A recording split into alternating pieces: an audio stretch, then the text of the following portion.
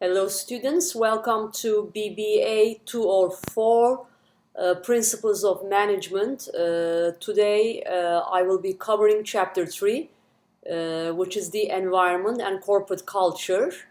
So let's continue with the discussion from the previous chapter. So this will be part 1 of chapter 3.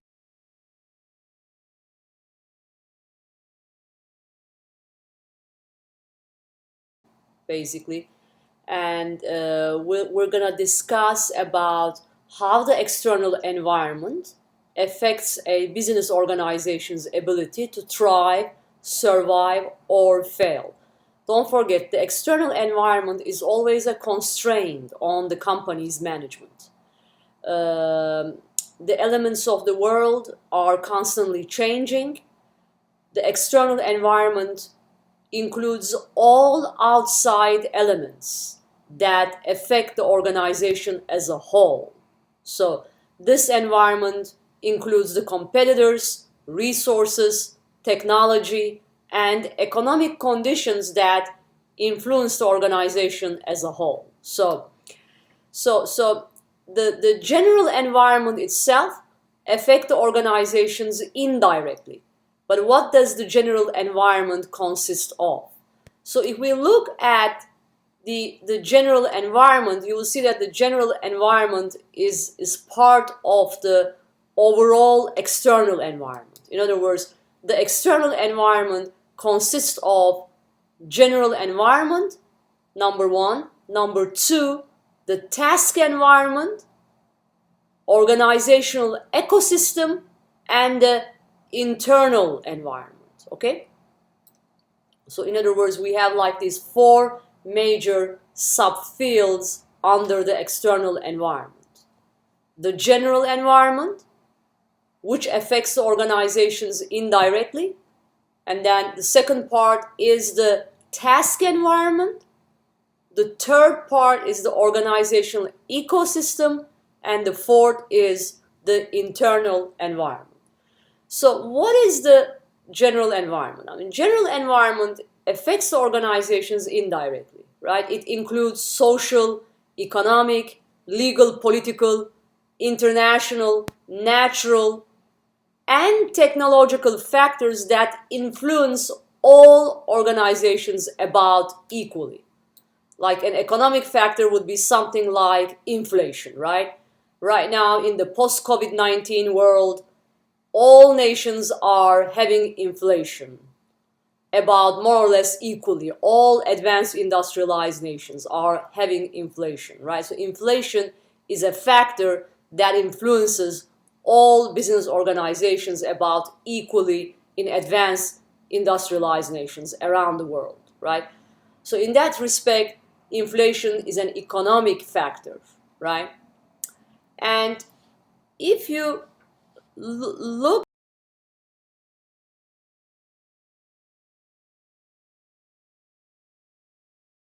at the second layer under the general environment is the task environment, right? The task environment is much closer to the organization than the general environment, right? The task environment is closer to the organization and includes the sectors that conduct day-to-day transactions with the organizations, okay? So the players in the task environment directly influence the basic operations and performance of the company, such as competitors, suppliers, and the customers. Whereas the general environment indirectly affects the organization, or it influences all organizations about equally.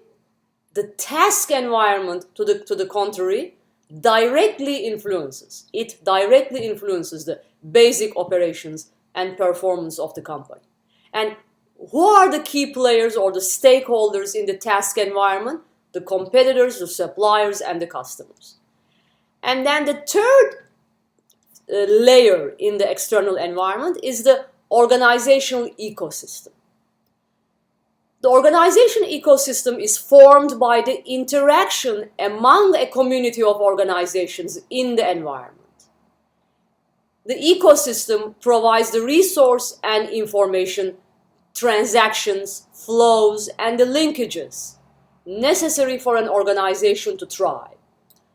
A typical example for an organization ecosystem would be something like the Silicon Valley, right? Think about the Silicon Valley. It's a perfect example of an ecosystem because it serves as a global center for high technology and innovation. Another typical example for an ecosystem is Wall Street, right? Wall Street is an example of a perfect ecosystem because it serves as a metaphor for the financial markets of the United States. The American financial services industry, New York-based financial interest, or the financial district itself. Financial district is an example of an ecosystem because it serves key players and institutions that are so necessary for the functioning of our economy and also the world economy, like accounting and law firms, investment banks, private equity firms are the key players in the financial district. Hollywood is another example for an ecosystem. Again, it serves as a global center for the entire film industry in the world, right? Many of the studios such as Paramount Pictures, Warner Bros., Universal Pictures, Netflix, they were all founded there. And Paramount still has its studios in Hollywood. Another example is Las Vegas, right? Las Vegas is an ecosystem of gambling, entertainment, shopping, tourism, and dining. There is no ecosystem like Las Vegas around the world, right? It's a very perfect example of an ecosystem where different sectors of the economy interact, such as gambling, entertainment, shopping, tourism, dining. And finally, the final layer that we will be discussing is the internal environment. Internal environment basically refers to the key players and forces within the company itself and within the organization's boundaries. The internal environment includes the employees, the corporate culture, the functional the departments within the company like accounting, marketing, finance, and divisions as well as the management of the company.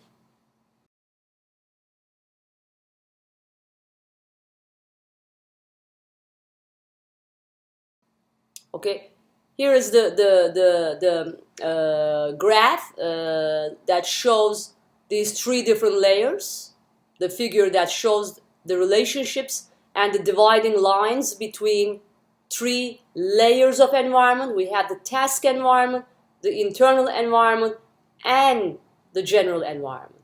So make sure to carefully review and study the components of each environment and the key players under each environment.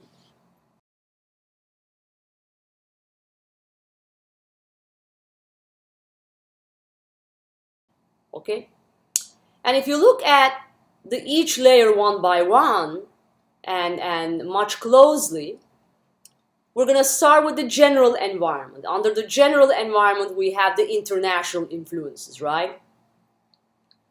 So the international influences, meaning the international or the global dimension of the general environment. So we have the international dimension, which represents events and trends originating in foreign countries. And also, these events, these trends present opportunities for American companies in different parts of the world.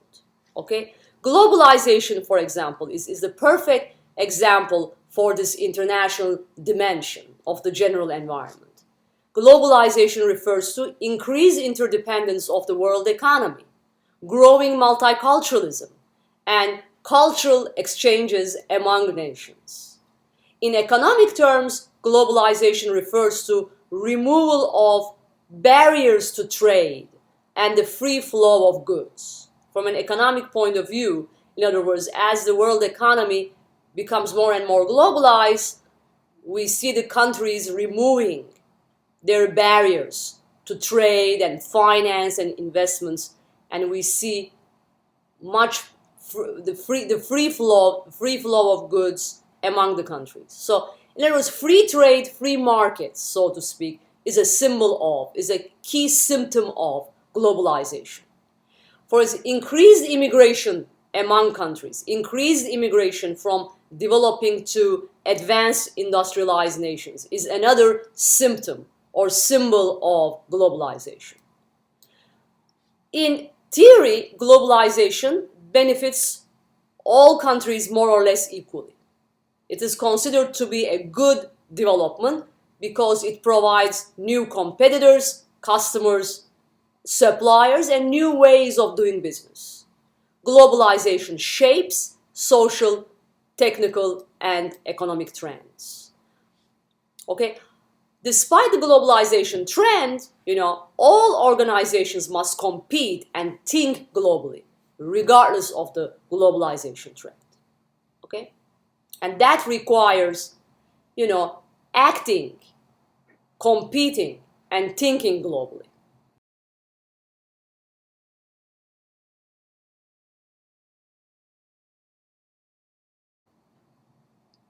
So some people argue that because of this globalization, economic power has shifted to China and India. So we have these emerging countries, emerging economies in different parts of the world. China, India, Russia, Brazil, South Africa being one of those emerging economies, right? China, India, Russia, Brazil, South Africa being those emerging economies. The reason why we call them emerging is because they're becoming more economically self-sufficient and less dependent on the United States and advanced industrialized nations such as the Western countries, right?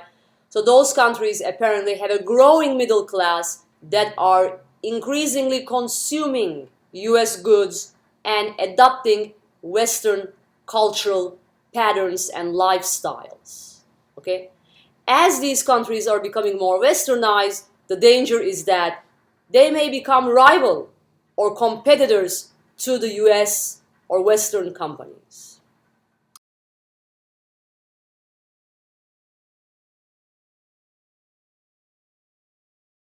Okay? And the second dimension in this external environment, or the general environment, so to speak, is a technological dimension, which includes the scientific and the technological advancements in a specific industry as well as society at large. Technology has created massive changes for organizations and the industries. Today, for instance, when we are talking about technology, we are referring to increased use of computer networks, internet access, zooming, video conferencing capabilities, cell phones and laptops, and so forth and so on.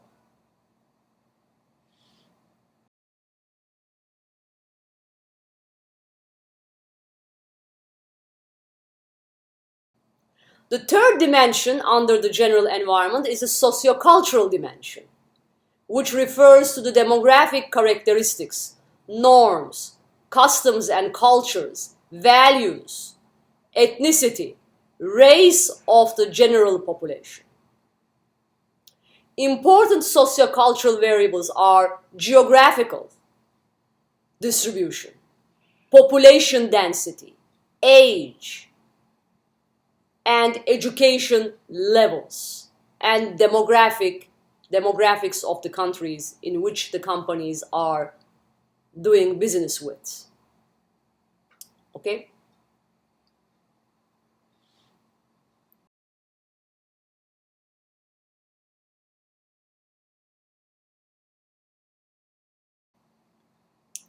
The economic dimension in the general environment represents the general economic health of the country or region in which the organization operates. Components of the economic dimension include consumer purchasing power, the unemployment rate, interest rates, economic growth, per capita income, inflation, right? During COVID-19, the weakened US economy has had a devastating effect on small businesses.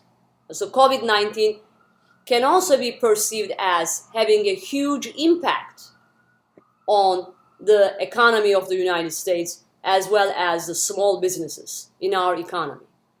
Nevertheless, there is still tremendous vitality in the small business sector of the economy.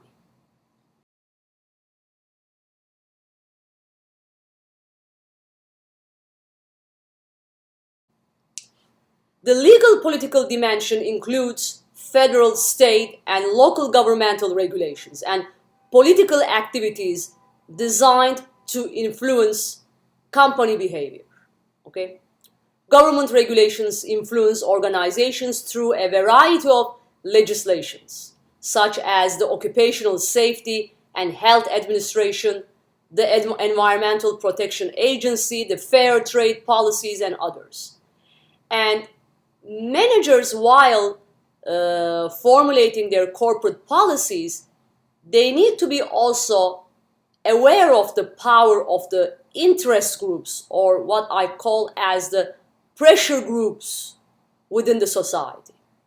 So pressure groups are groups in the civil society that work to influence the behavior of the companies. They pressure companies to behave in certain ways, most of the times to behave in a socially responsible way. For instance, these pressure groups are environmental groups. And most recently, the Me Too movement that raised issues about sexual harassment allegations and pressure the companies that take action against possible sexual harassment in their own companies. Okay? Another pressure group is the civil rights movement during the 1960s. Another pressure group most recently occurred is the Black Lives Matter pressure group. And there are other pressure groups that pressure the government or the companies to behave in certain ways, such as pro-life pressure groups or pro-choice pressure groups.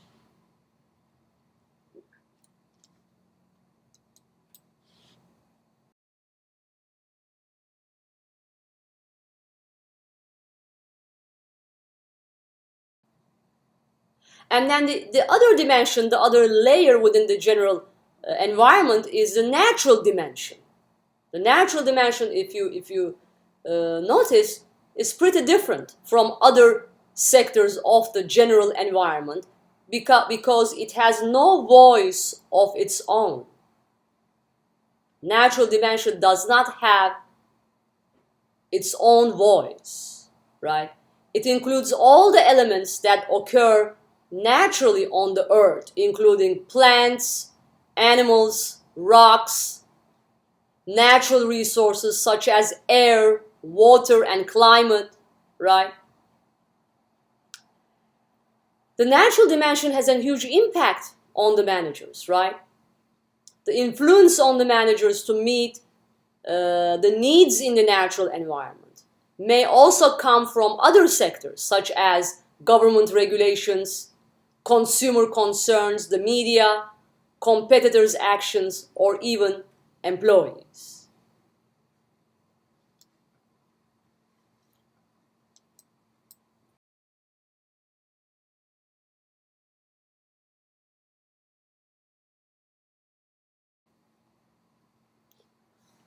Environmental groups, for instance, is a perfect example of a pressure group that advocates action policy on behalf of environment, right?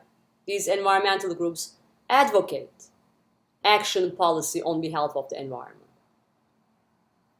They call for action to reduce pollution, develop renewable energy resources, prevent global warming, and promote sustainable use of scarce resources.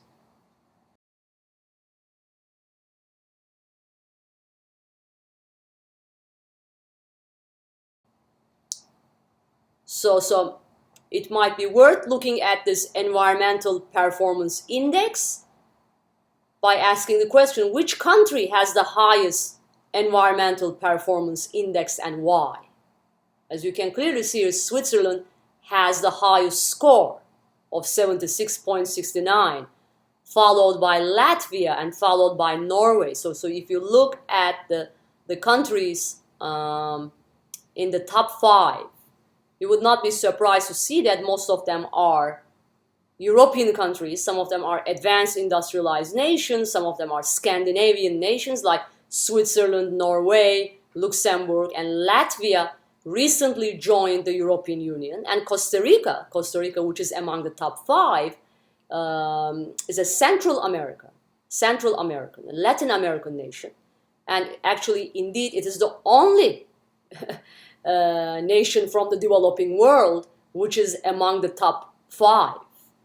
So you might wonder why this is the case. So we need to look at the particular context in which this environmental performance index emerged. You need to look at the institutional factors, the political legal factors, the economic factors that produced this environmental performance index. Okay?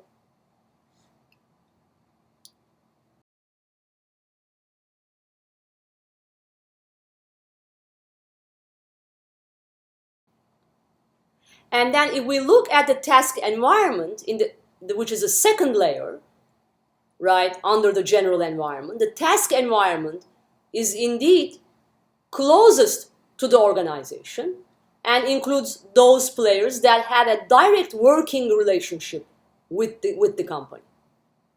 So these are the players that the company interacts on a day-to-day basis. And these players have a direct working relationship with the company. The task environment includes the customers, the competitors, the suppliers, and the labor market. So if we ask the question of who is the most important player in the task environment, who is the most important player in the task environment, always the customers are the first and the foremost player within the task environment, because customers are the ones who acquire the goods or services from the organization. Customers are important because they determine the organization's success. Customers today have even greater power because of the internet, which poses threats as well as opportunities for managers. So the customer is the most important player in the task environment. The second most important player in order of significance is the competitors, right? Competitors are the business organizations in the same industry, or they are the type of businesses that provide goods or services to the same set of customers. Okay, so competitors can be a competing organization in the same industry, right? For instance, Apple's competitor is Microsoft because they're both in the software IT industries, right? Or they also provide the type of businesses, the goods or services to the same set of customers. In that respect, Apple's competitor is Microsoft. Microsoft competitors is Apple. Okay? Walmart, for instance, faces competition from Gap in the garment retail industry. Even though Gap is a garment manufacturer, it is also a retailer. Okay? Therefore, Gap competes with Walmart in the retail market, not in the garment manufacturing market industry, but it competes with Walmart in the retail market. Okay. What do competitors want? Competitors are constantly fighting for loyalty from the same group of customers. The procedures, we call this procedure as showrooming. Showrooming means that customers check out products in stores and then buy them cheaper online. Some people argue that this hurts the bottom line of traditional retailers. In other words, the traditional retailers are losing the customers to online retailers because customers do this showrooming, right? They check out the products in the stores first. We go and check out the products in Macy's first, or we go and check out the products in, let's say, Bloomingdale's or in Urban Outfitters first, and then come home and buy them cheaper online or on Amazon.com. Okay? And who are the suppliers? Suppliers are people and organizations that provide the raw materials and intermediate goods that the organizations uses to produce its output, meaning the final product. A supply chain is a network of multiple businesses and individuals that are connected through the flow of products or services. Okay? Supplier, for instance, assume a company like Microsoft. Microsoft needs to buy the raw materials or the intermediate goods in order to produce its own computers.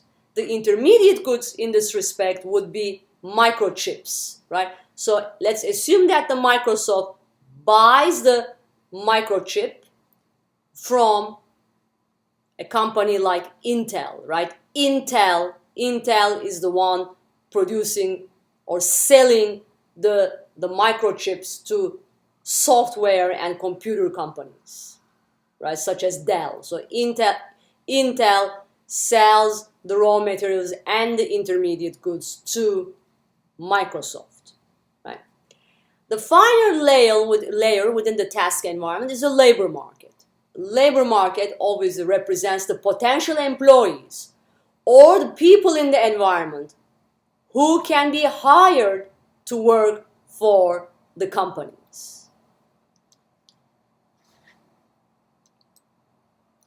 Labor market directly affects the organization because of a number of factors, right?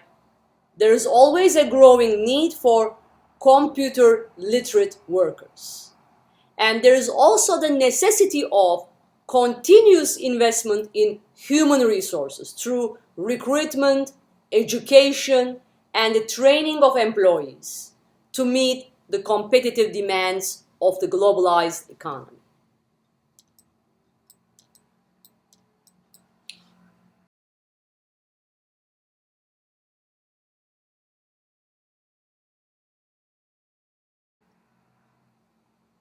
Here's a sample external environment in this figure. Please carefully review the figure. So it clearly shows what includes or what is included in the company Costco's task environment as well as the general environment. So it summarizes some of the major factors or the variables that we have discussed so far by using a case study of Costco's external and task environment.